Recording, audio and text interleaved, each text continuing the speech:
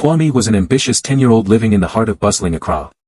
While other kids wanted video games or football boots, Kwame had one true calling: he wanted to be Spider-Man.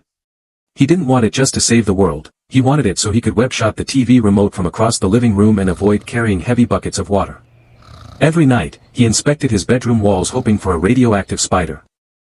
And finally, on a humid Tuesday morning, a tiny house spider dangling from the ceiling landed right on his nose and gave him a sharp zap. Kwame gasped, rubbed his nose, and suddenly felt a strange tingle in his fingertips. He rolled out of bed, aimed his wrist at his wardrobe, made the iconic twit. A glowing line of sticky web shot out, sticking straight to his wooden door. "Ei! Jesus Christ of Nazareth!" Kwame whispered, eyes wide as saucers. It worked. "I am the neighborhood wall crawler. I am Kwame Parker."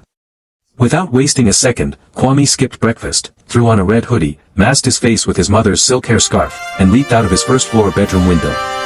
He didn't just land, he landed in a classic three-point superhero pose right onto the dusty street. A passing goat stopped chewing its cassava peel and stared at him in utter disbelief.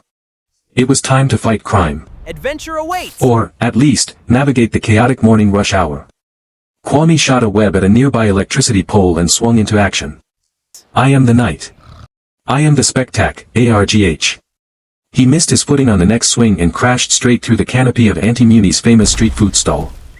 He tumbled through a cloud of fried plantains, emerging completely coated in groundnut dust and holding a stick of fried yam in his teeth. Before Auntie Muni could grab her wooden frying spoon to whack him into next week, Kwame shot a web at a passing trotro, minibus, and launched himself into the sky.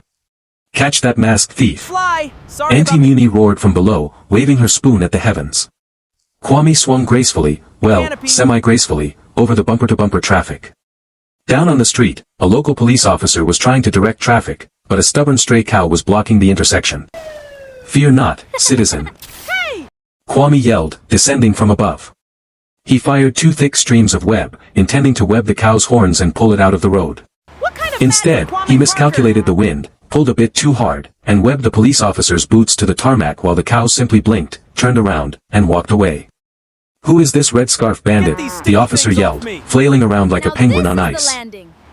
I am your friendly neighborhood, Kwame! Kwame landed on top of a billboard advertising evaporated milk, panting and covered in plantain grease.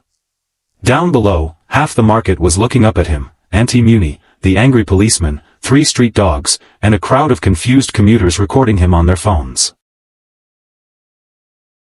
Suddenly, a giant, terrifying shadow loomed over him. A pair of hands sharp enough to pierce steel reached through the air, and a thunderous voice echoed through the entire multiverse. You have been sleeping! Kwame! The water tank is empty! Wake up! You have been sleeping for 2 extra minutes and the water tank is empty. A rolled-up newspaper landed square on Kwame's forehead. Kwame snapped his eyes open. No spider powers? There were no webs. There was no billboard.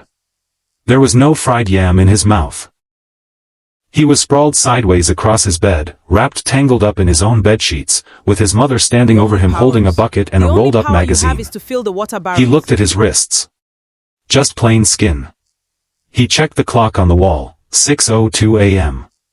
He had only been asleep for 2 extra minutes after his alarm went off. Kwame swallowed hard and looked up at his mom. Even Peter Parker didn't have to carry water.